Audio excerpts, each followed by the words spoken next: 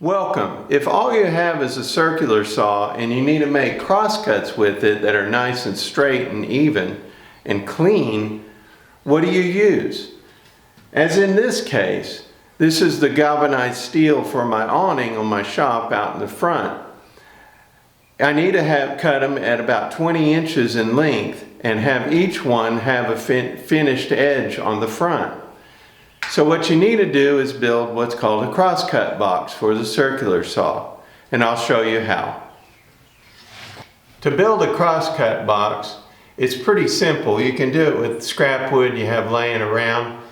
You'll need a piece of plywood, preferably a 1/2 inch or thicker, and it doesn't matter exactly how wide it is, somewhere between 12 inches and 20 inches, 24 inches, somewhere around in there. The length of it will be about 6 inches longer than the maximum crosscut you want to saw with your circular saw. So you'll need a base plate of plywood, and then you'll need, I'm using a 2x6, but this will be the maximum depth of cut, or maximum depth of material that you'll cut. So you'll need a little bit of 2x6, 2x4, or something like that. And then for the rails, I have just an old piece of poplar. Mine's pretty long. It's going to be over 36 inches long. So I want to make it out of a hardwood, so it's a little stiffer and doesn't bend as easy when I'm cutting on it. So you'll need something for the rails, 3/4 inch. If it's a little, if your crosscut is 16 inches, you can go thinner on your rails and not have too much of a problem. So you'll need a little bit of scrap wood. The first cut we're going to make is on the plywood base, and I'm going to cut it to length. The width is already what I want it to be, around 14 inches or so. The width is not all that critical. The length, not exactly critical, you just want it more than the cross cut of what you're going to make. So I'm going to clean up one edge, flip it over, measure it, and cut it to length. The maximum cross cut I want to cut is 36 inches. So I would add about 6 inches to that to give you enough leeway for your cross members and for enough wiggle room for the material to go in and out of.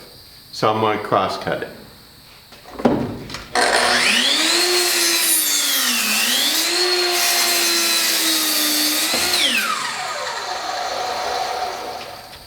Now, this is a little wider than my miter saw. So what I'm going to do, and it works pretty good, is just flip it over. Whoa, that guard. Find the saw kerf that you just made. Put the saw in the kerf and finish out the cut.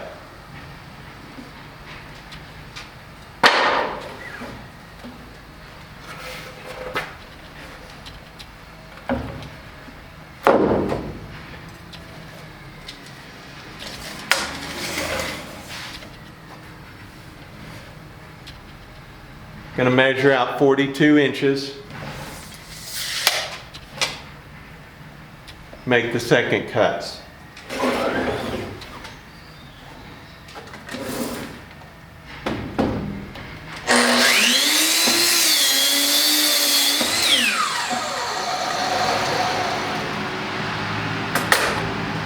That guard, I need to spray that guard. Keeps getting sticky.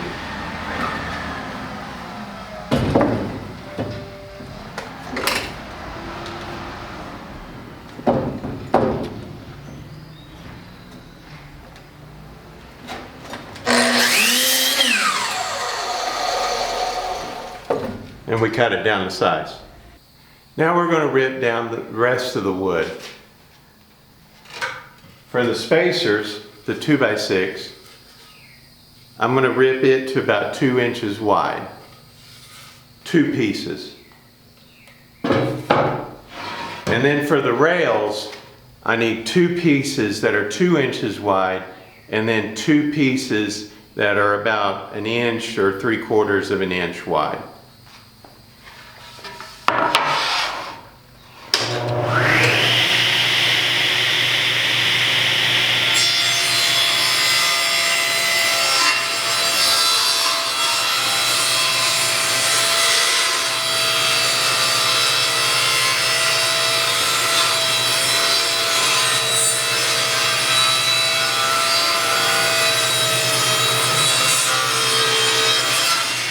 Okay, now that we've ripped everything to width, we need to trim everything to length. And the length for the rails is going to be 42 inches. And then the length for the spacers, one's going to be left as is, about 24 inches. That's just the way it was already a piece of 24-inch stock. So I'm going to leave that one alone. But this one, I'm going to cut to the width of the plywood base.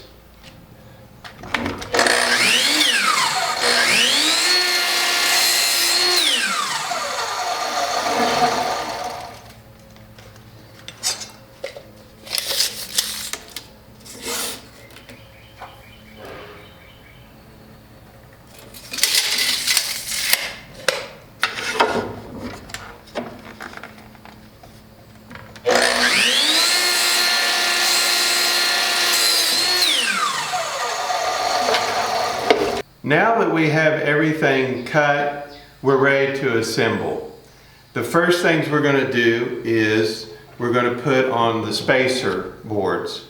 So we're going to glue and screw those, and they don't need to be perfectly positioned. The positioning will be adjusted with the rails later. So I'm going to line it up.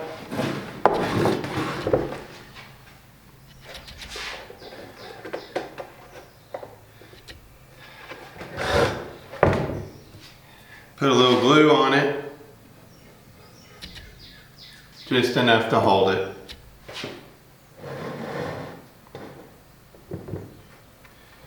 Line up the edges as good as you can.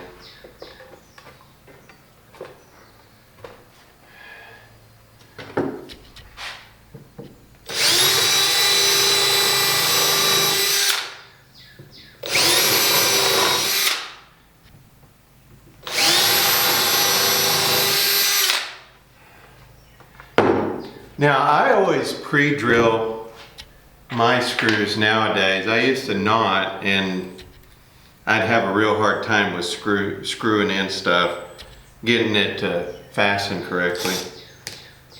So now I pre-drill.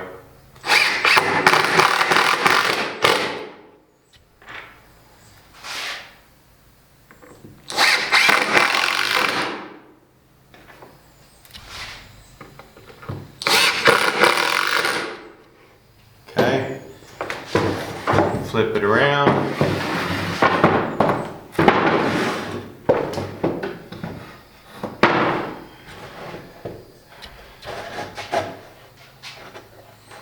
A little uneven, but the screws will pull it tight.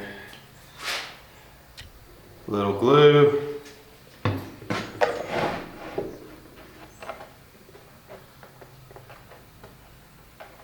Don't quite have enough table.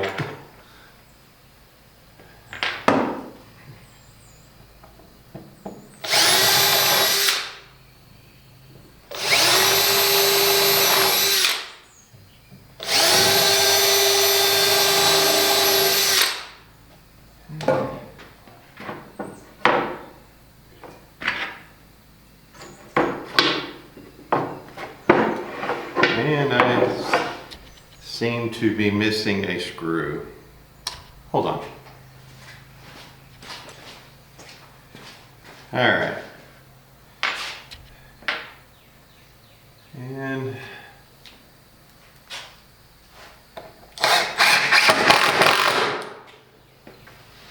It pulls it tight. It's a little uneven on the table. This top piece is only just space the sliders. Okay.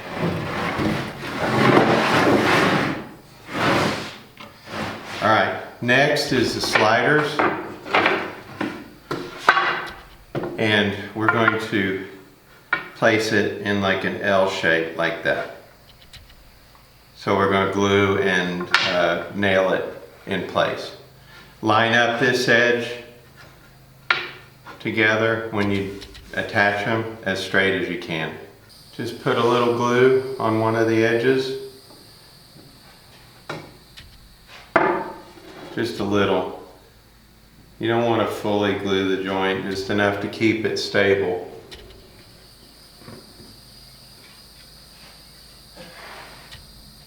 Place that down.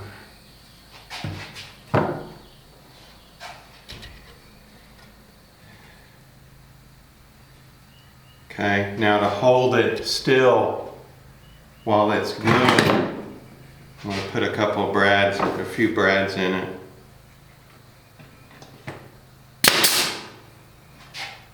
This is just to hold it.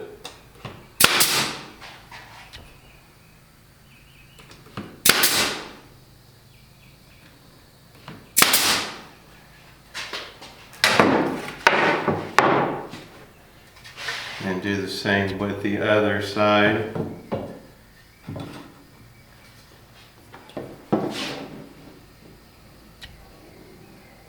Just a little bead of glue.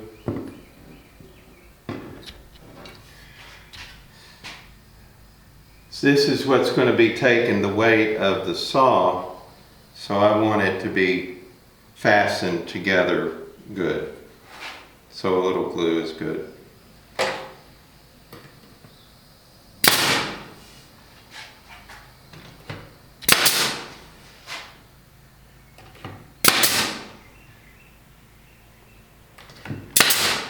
Okay, and there you got your slider rails. What we're going to do next is we're going to attach the rails to the edge. We're going to start with one, and we are going to make sure that the rail is square to the longest spacer. So we're going to use our square to do that. Alright, so that'll be good. Now, what I'm going to do is I'm going to put a spot of glue on each end.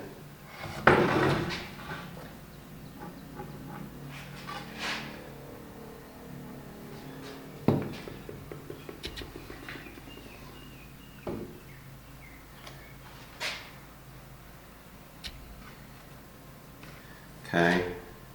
I'm going to square it up. Square it off the fence. I just about did it wrong. Just about squared it up. Okay, so square to the spacer, which is your straight edge, the longest one, and then square there, okay? I'll put one brad to hold it. Make sure everything's tight. Okay. And then one brad down there. Okay.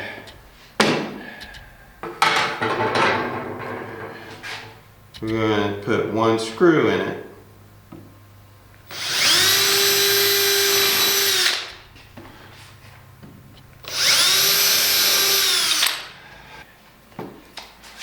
Put a screw in it.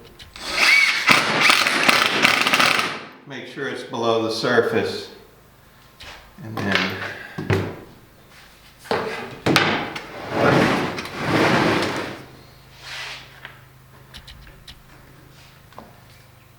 sink below the surface, because the saw is going to ride along this rail and the other rail, and you don't want to hit it on the screw. Okay, the last and final part. Get your skill saw or circular saw that you're going to use, And we're going to place the other rail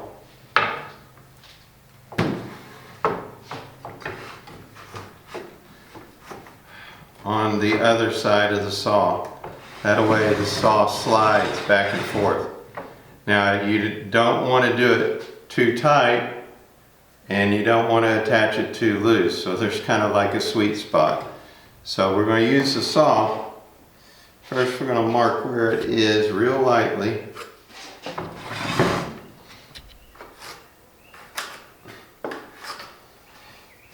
That way we know where to put the glue.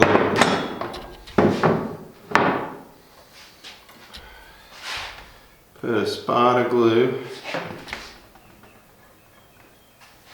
Alright. Down. Alright. Now, get your skill saw.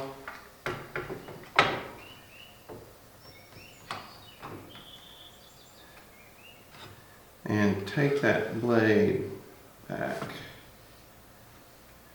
Mine's getting in the way.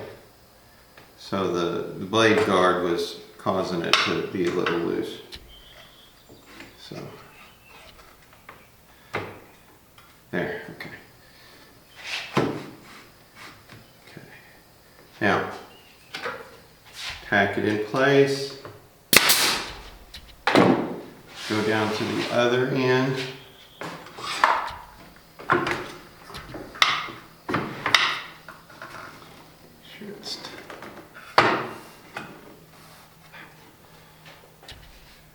Okay, and tack it in place.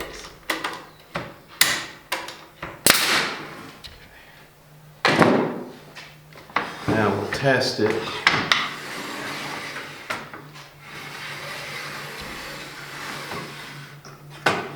Now, that seems to be okay. It's loose enough, but it's not going to affect any of the cut.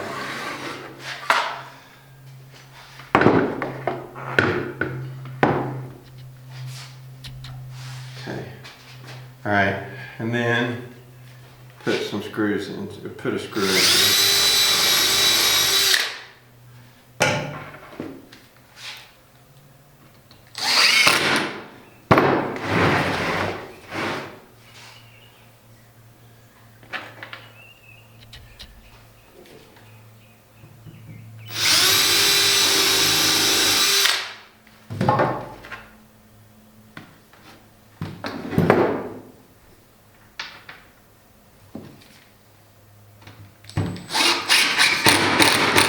Okay. All right. It appears I've made a small little mistake. This rail here has to be able to slide under the motor of the circular saw when it's cutting pretty deep, like mine, it's cutting pretty deep. So I remedied it by running the whole platform through the table saw to rip this rail down to 1/4 inch or so it clears the motor. But you know, it was okay. Sometimes you have to fix your mistakes as you go along. No big deal. It still works. It'll still cut just fine. So the last thing you want to do is you want to cut through the two spacer boards and just run the saw through without cross-cutting anything first, and make a cut through each one of the spacers. Once you do that, you're good to go. Cross-cutting wood, cross-cutting metal with the metal cutting blade, and you'll have nice, clean, straight cross-cuts. With this and a few other things for the skill saw or the circular saw, like you know, a crosscut box, a good fine cut blade, you can make really clean cuts with the circular saw. And a straight edge, you know, just a regular clamp on straight edge is good. So anyway, I hope this helps, and I hope it helps you create better cross cuts. And I'll see you next time. And I'm going to get back to my metal roofing. See ya.